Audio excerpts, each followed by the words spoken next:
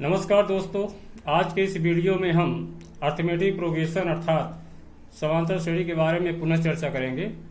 समांतर श्रेणी के अंतर्गत nवां पद क्या होता है और कैसे ज्ञात किया जाता है, आइए चर्चा करते हैं। तो जैसा कि आप जानते हैं कि यदि किसी एपी का प्रथम पद ए सार्वधातुक डी हो तो एपी का व्यापक रूप निम्न होता है। क्या होता है? A plus d, a plus 2d, a plus 3d dot dot dot dot. यहाँ पर ये एपी का पहला पद है, ये दूसरा पद है, ये तीसरा पद है, ये चौथा पद है और एपी का nवां पद आगे कहीं न कहीं होगा।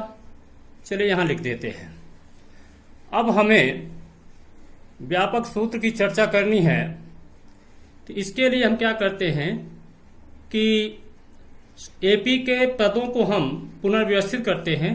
तो सबसे पहला पद है a1 = a, इसे हम लिख सकते हैं a + 1 - 1 × d।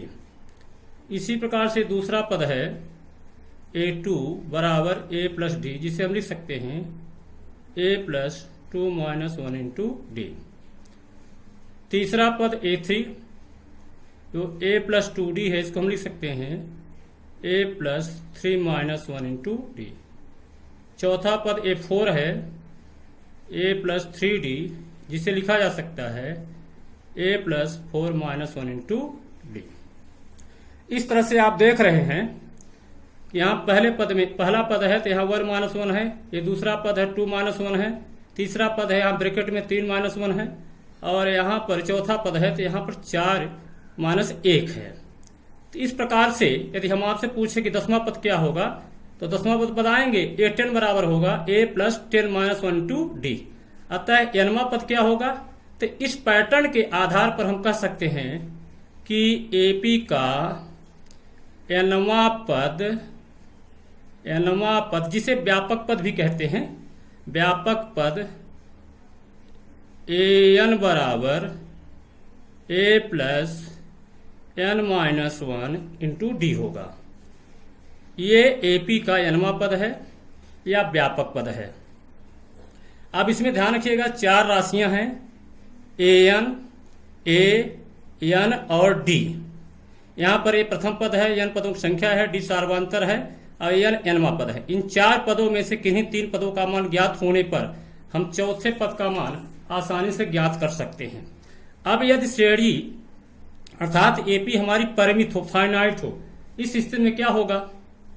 यदि एपी में कुल पद n हो तो an एपी का nवां पद होगा। एपी का nवां पद होगा अर्थात अंतिम पद होगा,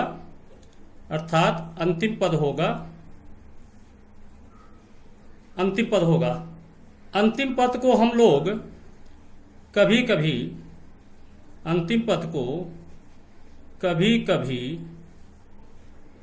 कभी यल द्वारा व्यक्त किया जाता है, कभी यल द्वारा व्यक्त किया जाता है। अतः इस स्थिति में एपी का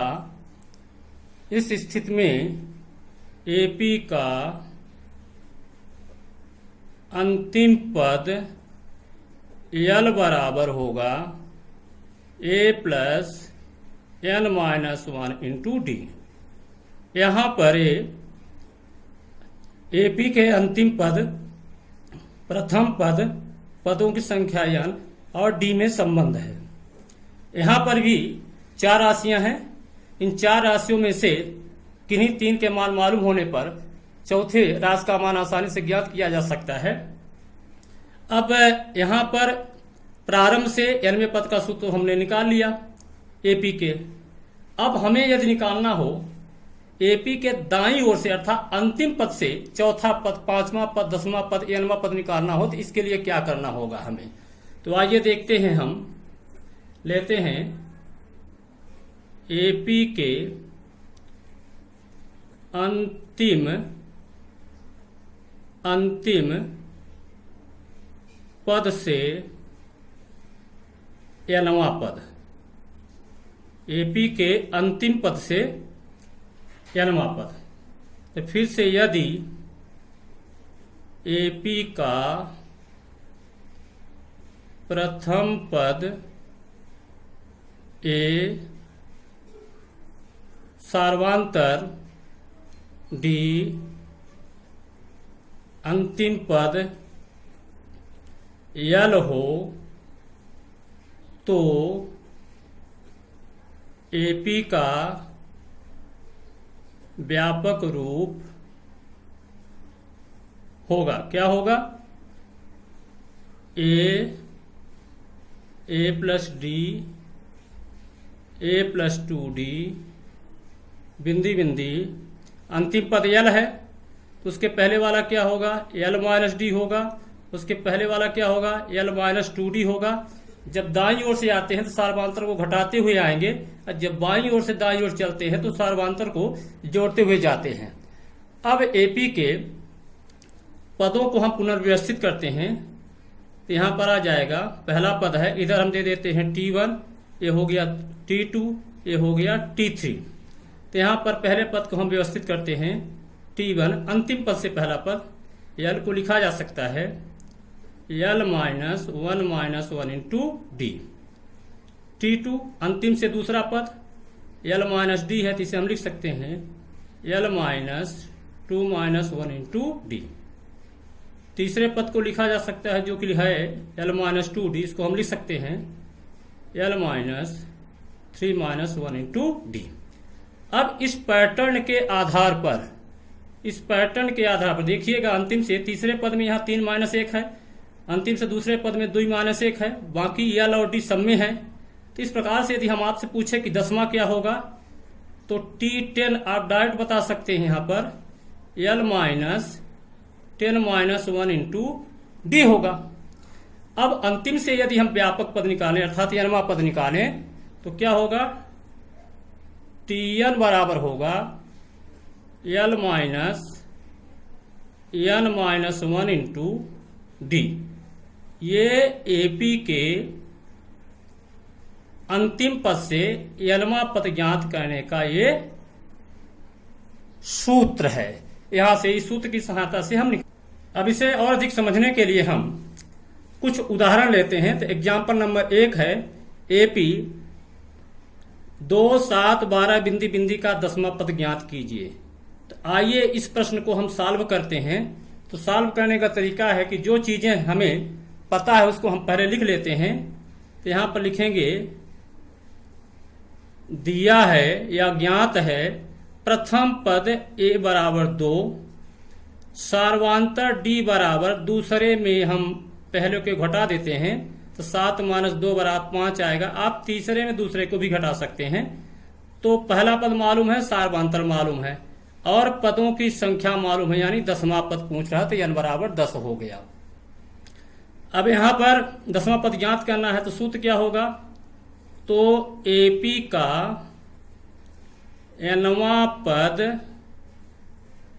an बराबर होता है a plus n -1 into T.